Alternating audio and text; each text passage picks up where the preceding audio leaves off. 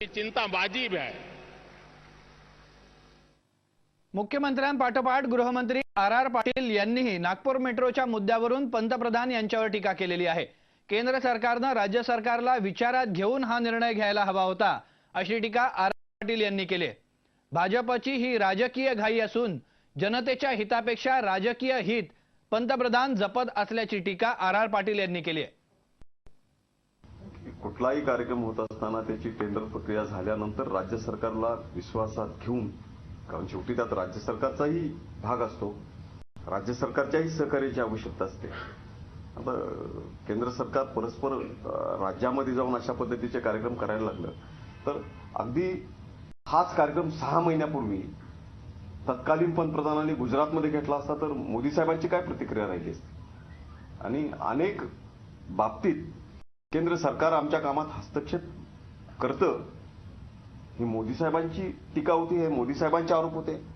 आता त्यावेळी त्यांना जे जाणवत होतं, हे संघराज्य अनेक राज्य आहेत आपल्या देशामध्ये, राज्यांची सुद्धा प्रतिष्ठा ठेवली पाहिजे, त्यावेळी त्यांना जे वाटत होतं ते आज बाकीच्या स्टेटना वाटणं स्वाभाविक आहे। म्हणून त्यावेळी आमच्या राज्य सरकारच्या कारभारामध्ये हस्तक्षेप केला जातोय अशा पद्धतीची जी टीका केली जात होती, त्यांनी आज टीकेचं धनी का व्हावं।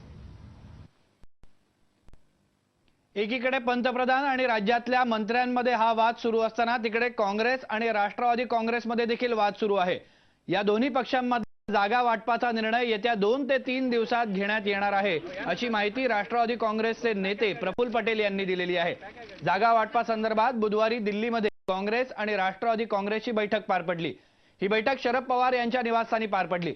शरद पवार, प्रफुल्ल पटेल, काँग्रेसचे अहमद पटेल, AK अँटनी या बैठकीला उपस्थित। राष्ट्रवादी काँग्रेसने आपली मागणी काँग्रेस पुढे मांडली आहे। आता काँग्रेसचे ज्येष्ठ नेते त्या संदर्भात चर्चा करतील आणि पुढच्या बैठकीत जागा वाटपाचा तिढा सुटेल असा विश्वास या बैठकीनंतर प्रफुल्ल पटेल यांनी व्यक्त केला। स्वाभाविक आहे की आमच्याशी बोलल्यानंतर ते आपल्या बाकीच्या सहकाऱ्यांशी ते बोलतील आणि नंतर आम्हाला उद्या परवा त्यांच्याकडून जे काही त्यांची सूचना असतील ते आम्हाला ते करतील। शिवसेनेत सध्या